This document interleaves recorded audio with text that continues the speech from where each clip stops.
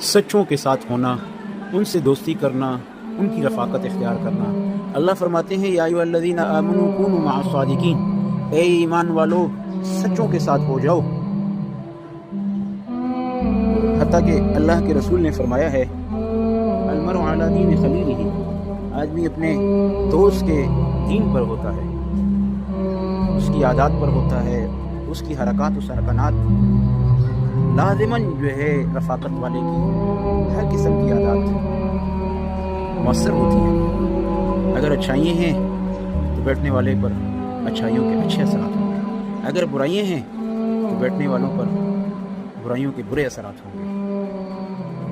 اس لیے رسول اللہ صلی اللہ علیہ وسلم نے فرمایا کہ فَلْيَنظُرْ مَن يُخَالِلُ، دیکھو تو صحیح کہ دوستی کس سے کر رہے ہو، رفاقت کس سے کر رہے ہو۔ جس سے رفاقت دوستی کر رہے ہو اسی کی عادات، اسی کی طرز و طریقے کی زندگی ضرور اس میں مبتلا ہو۔ اسی لیے اللہ نے بھی فرمایا یا ایھا الذین آمنوا کونوا مع الصادقین، اے ایمان والو سچوں کے ساتھ ہو جاؤ، سچوں کے ساتھ۔ وقت کا ولی ہو کہ وقت کا امام ہو، اگر وہ بری صحبت میں بیٹھے گا تو بروں کی وجہ سے وہ بھی برا ہو جائے گا۔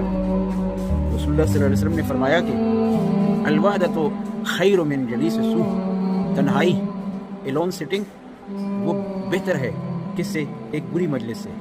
alone sitting is better than bad society، اگر کہیں بیڈ سوسائٹی ہے اس سے بہتر ہے کہ بندہ تنہائی اختیار کرے، وہ بہتر ہے۔ اللہ تعالیٰ ہمیں سمجھ نصیب